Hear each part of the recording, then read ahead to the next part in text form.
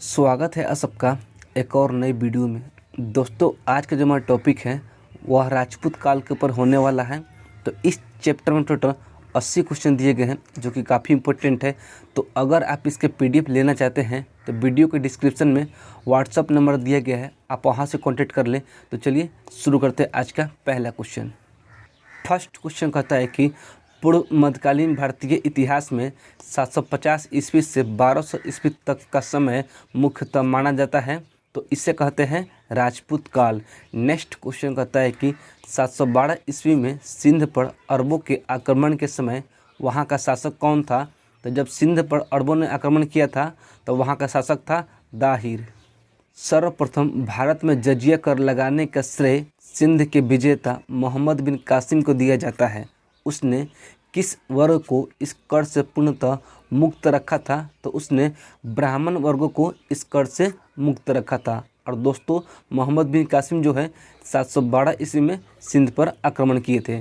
Next question कहता है कि दिल्ली का, जिसका आधुनिक नाम दिल्ली है, नगर की जो स्थापना है किसने की थी? तो इसकी स्थापना जो है तोमरों ने की थी। उस शासक का नाम क्या है जिसने विजय स्तंभ का निर्माण करवाया था? तो वह शासक है राणा कुंभा। नेक्स्ट क्वेश्चन कहता है कि निम्नलिखित में से भारत पर पहली बार आक्रमण करने वाला कौन था? तो ऑप्शन के अनुसार भारत पर सबसे पहले अरबों ने ही आक्रमण किया था। नेक्स्ट क्वेश्चन नंबर 7 कहता है कि पृथ्वीराज रासो निम्नलिखित में से किसने लिखा है? तो इसके लेखक हैं चंद्रबरदाई। पूर्व मध्यकालीन भारत के शासक राजवंशों के साथ उनकी राजधानी का मेल बैठा है। तो प्रतिहार का हो जाएगा कन्नौज, चंदेल का हो जाएगा खजुराहो, परमार का हो जाएगा धार और सोलंकी का हो जाएगा अनहिलवाड़ा। तो इसका जो राइट आंसर होगा ऑप्शन नंबर सी हो जाएगा। वर्ष 1100 ईस्वी में निर्मित मंदिर जो भुवनेश्वर के अन्य मंदिरों पर प्रधानता रखता है, वह मंदिर कौन सा है? तो वह मंदिर है त्रिभुवनेश्वर लिंगराज मंदिर। नेक्स्ट क्वेश्चन नंबर 10 कहता है कि दिलवाड़ा मंदिर कहाँ स्थित है? तो दिलवाड़ा मंदिर जो है दोस्तों आबू पर्वत पर स्थित है। खजुराहो स्थित मंदिरों का निर्माण किसने करवाया था? तो चंदेल राजपूत ने करवाया था। नेक्स्ट क्वेश्चन कहता है कि विजय स्तंभ कहाँ स्थित है? तो विजय स्तंभ जो है दोस्तों चित्तौड़गढ़ में स्थित है, जिसे राणा कुंभा ने बनवाया था। और आप मुझे कमेंट करके जरूर बताएंगे कि चित्तौड़गढ़ जो है दोस्तों किस राज्य में स्थित है। लिंगराज मंदिर की नींव किसने डाली थी?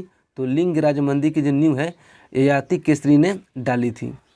हिंदू विधि पर एक पुस्तक मिताक्षरा किसने लिखी है? तो मिताक्षरा के लेखक हैं विज्ञानेश्वर। नेक्स्ट क्वेश्चन नंबर 15 कहता है कि सोमनाथ के मंदिर पर 1025 ईस्वी में महमूद गजनवी के आक्रमण के समय गुजरात का शासक कौन था? तो गुजरात का शासक था भीमदेव प्रथम। ब्लैक पैगोडा है, तो ब्लैक पैगोडा क्या है? तो कोणार्क मंदिर। नेक्स्ट क्वेश्चन कहता है कि सूची 1 को सूची 2 के साथ सुमिलित कीजिए। तो एक तरफ दिया गया है राज्यवंश और दूसरी तरफ दिया गया है राजधानी। तो चौहान का हो जाएगा अजमेर, राठौड़ का हो जाएगा कन्नौज, सिसोदिया का हो जाएगा चित्तौड़ और कलचुड़ी का हो जाएगा त्रिपुरी। तो इसका जो राइट आंसर होगा ऑप्शन नंबर ए हो जाएगा। राजस्थान के इतिहास का प्रेरणा किसे कहा जाता है? तो कर्नल टार्ड को कहा जाता है। नेक्स्ट क्वेश्चन कहता है कि सूची 1 को सूची 2 के साथ सुमिलित कीजिए। तो एक तरफ दिया गया है राज्यवंश और दूसरी तरफ दिया गया है राज्य क्षेत्र। तो चौहान का हो जाएगा दिल्ली अजमेर, प्रतिहार का हो जाएगा कन्नौज, परमार का हो जाएगा मालवा और सोलंकी का हो जाएगा काठियावाड़। तो इसका जो राइट आंसर होगा ऑप्शन नंबर ए हो जाएगा। 20 नंबर क्वेश्चन कहता है कि सूची 1 को सूची 2 के साथ सुमिलित कीजिए। तो एक तरफ दिया गया है राज्यवंश और दूसरी तरफ दिया गया है राज्य क्षेत्र। तो चंदेल का हो जाएगा बुंदेलखंड, कलचुड़िया का हो जाएगा चेदी, राठौड़ का हो जाएगा कन्नौज, गुलहितलोत का हो जाएगा मेवाड़। तो इसका जो राइट आंसर होगा ऑप्शन नंबर ए हो जाएगा। कौन सुमिलित नहीं है? तो इसका जो राइट आंसर होगा ऑप्शन नंबर डी हो जाएगा। राष्ट्रकूट का हो जाएगा विजयालय नहीं बल्कि दंती दुर्ग। 22 नंबर क्वेश्चन कहता है कि सूची 1 को सूची 2 के साथ सुमिलित कीजिए।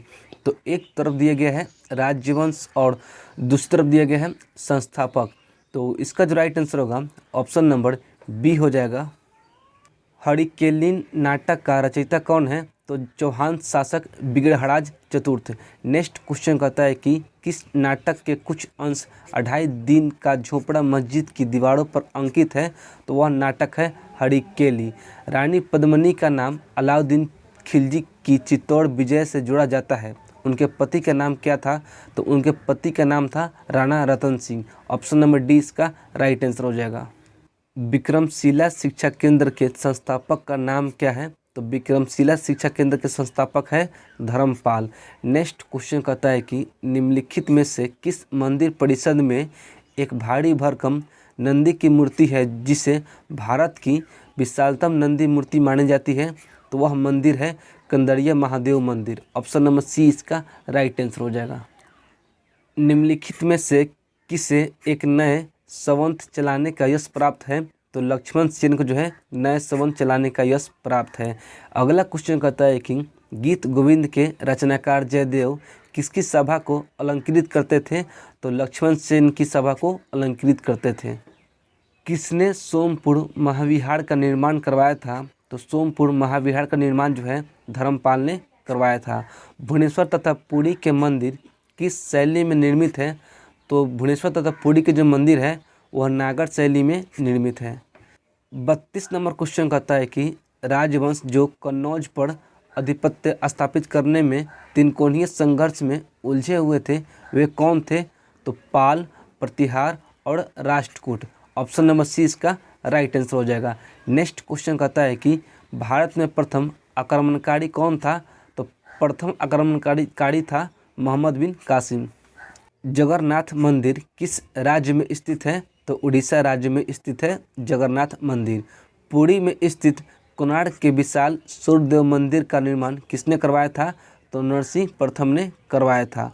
अगला क्वेश्चन कहता है कि अजयपाल संस्थापक थे, तो कहाँ के संस्थापक थे? तो अजमेर के। निम्नलिखित में से कौन कविराज के नाम से विख्यात था? तो भोज परमार जो है कविराज के नाम से विख्यात था। सम्रांगन सूत्रधार का विषय है? तो सम्रांगन सूत्रधार का विषय है स्थापत्य शास्त्र। किस शासक के राज दरबार में जैन आचार्य हेमचंद्र को संरक्षण मिला था? तो जय सिद्धराज और कुमारपाल के शासनकाल में। तो ऑप्शन नंबर सी इसका राइट आंसर हो जाएगा। वह प्रथम भारतीय शासक कौन था जिसने तुर्क आक्रांता मोहम्मद गोरी का सामना हुआ और जिसने मोहम्मद गोरी को परास्त किया? तो वह शासक था भीम द्वितीय। नेक्स्ट क्वेश्चन कहता है कि किस शासक ने कलिंजर में अजय दुर्ग का निर्माण करवाया था? तो वह शासक है धंगदेव। 42 नंबर क्वेश्चन कहता है कि निम्नलिखित में से वह कौन सा संवत है जो कलचुरियों द्वारा प्रयुक्त किए जाने के कारण कलचुरीय संवत भी कहलाता है? तो त्रैकुटक संवत। चंद्रावर का जो युद्ध है 1194 ईस्वी में किसके मध्य हुआ था? तो जयचंद एवं मोहम्मद गोरी के मध्य लड़ा गया था। निम्नलिखित शहरों में से किस में लिंगराज मंदिर अवस्थित है? तो भुवनेश्वर में लिंगराज मंदिर अवस्थित है। नेक्स्ट क्वेश्चन कहता है कि सूची 1 को सूची 2 के साथ सुमिलित कीजिए। तो एक तरफ दिया गया है लेखक और दूसरी तरफ दिया गया है ग्रंथ। तो कल्हण का हो जाएगा राजतरंगिणी, विल्हन का हो जाएगा विक्रामक देव चरित्र, जैनक का हो जाएगा पृथ्वी विजय और सोमदेव का हो जाएगा ललित विग्रहराज। तो इसका जो राइट आंसर होगा ऑप्शन नंबर ए हो जाएगा। किस पर स्वामित्व के लिए पाल, प्रतिहार एवं राष्ट्रकूट के बीच त्रिपक्षीय संघर्ष हुआ था? तो कन्नौज पर स्वामित्व के लिए। नेक्स्ट क्वेश्चन कहता है कि त्रिपक्षीय संघर्ष की पहल जो है किसने शुरू की थी? तो वत्सराज ने शुरू की थी। त्रिपक्षीय संघर्ष का आरंभ किस सदी में हुआ था? तो 8वीं सदी में हुआ था। त्रिपक्षीय संघर्ष का आरंभ और अंत किस राजवंश ने किया था? तो प्रतिहार राजवंश ने किया था। नेक्स्ट क्वेश्चन नंबर 50 कहता है कि त्रिपक्षीय संघर्ष में भाग लेकर उत्तर भारत की राजनीति में हस्तक्षेप करने वाली और दक्षिण से उत्तर पर आक्रमण करने वाली दक्षिण की प्रथम शक्ति कौन थी? तो राष्ट्रकूट।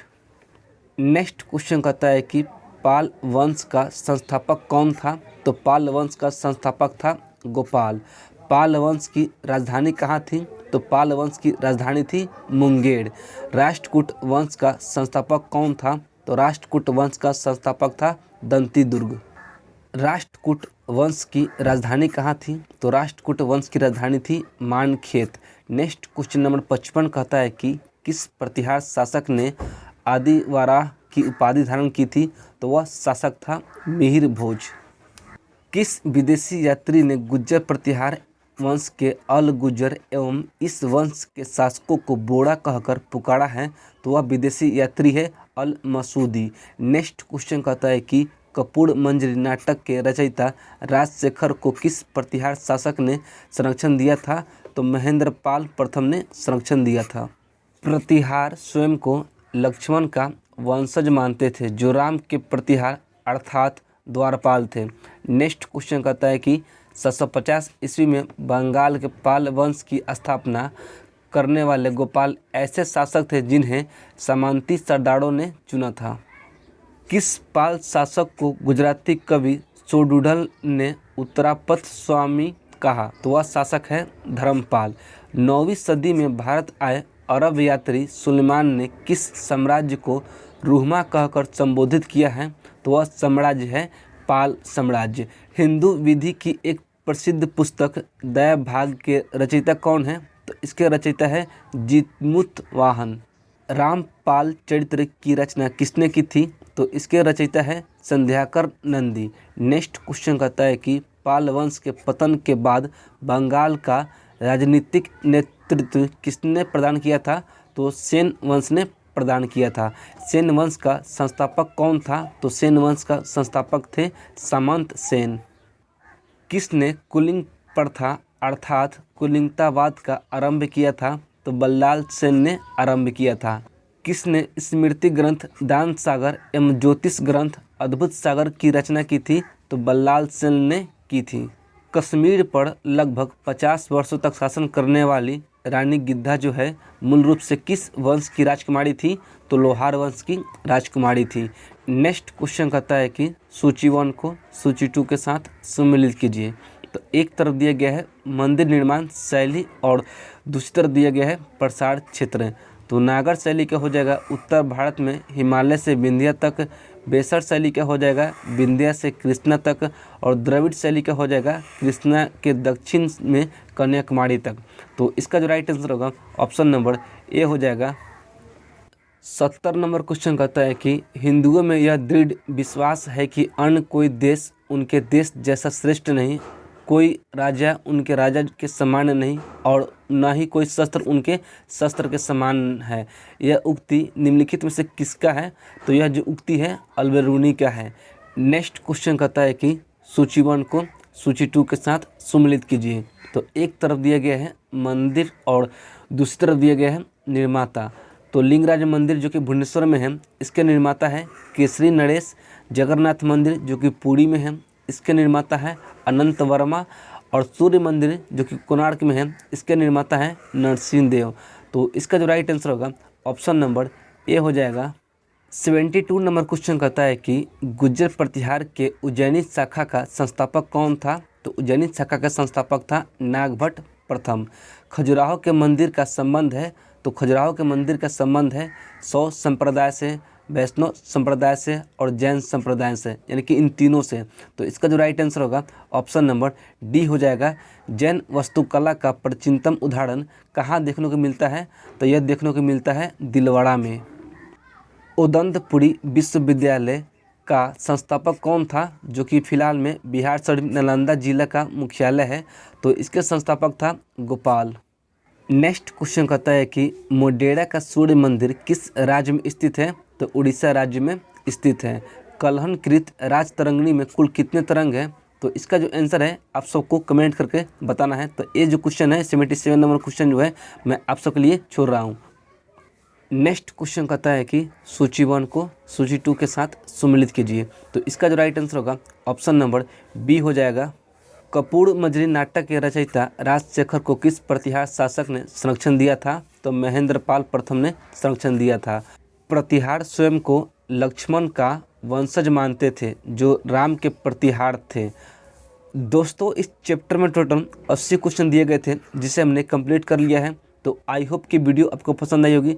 अगर आपको वीडियो पसंद आई हो तो वीडियो को लाइक कर दीजिएगा। तो चलिए मिलते हैं अगले वीडियो में। जय हिंद।